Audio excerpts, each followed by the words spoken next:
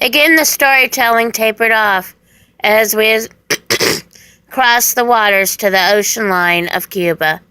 But it too belonged to Spain, and thus useless to us as a safe new home. One distinction between our Ashkenazi cousins from the east and us Sephardic Jews from the Iberian Peninsula is how we view confrontations.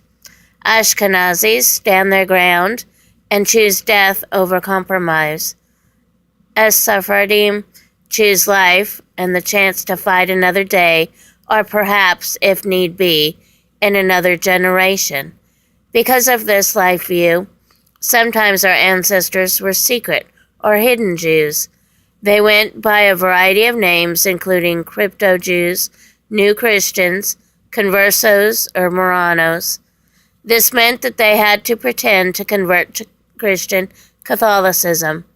After a generation or two, sometimes the children were no longer Jews, but actual Christians. Another distinction is that Ashkenazi Jews in Europe live daily with a wide range of Gentile laws, regulations, and levels of enforcement that force segregation and isolation. They live in ghettos and shantytowns to be persecuted and kept uneducated, yet with a strong internal commitment to rabbinic instruction, Talmudic law, and community involvement.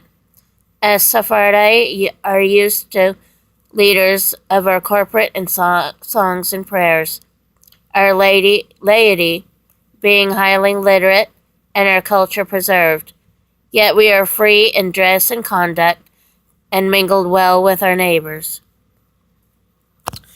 We arrived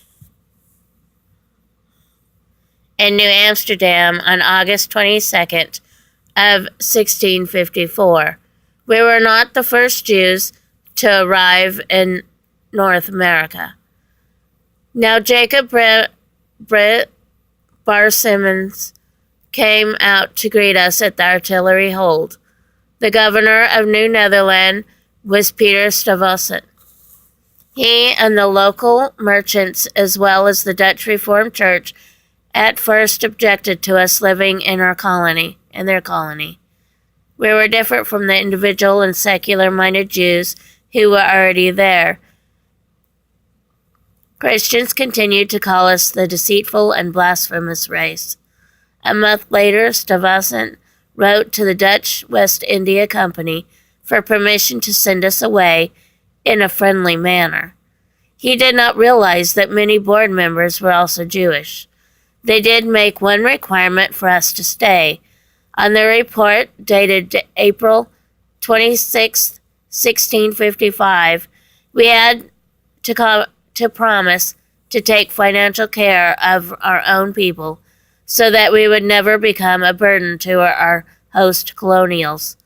In 1656, we began a cemetery and a congregation. In 1664, the English took over New Netherland, but it was a smooth transition without much notice. In 1690, we finally received permission to worship in a public synagogue. However, we continued to rent meeting places until 1730. As I said, I and my great-grandmother share the same name, unknown Jewess.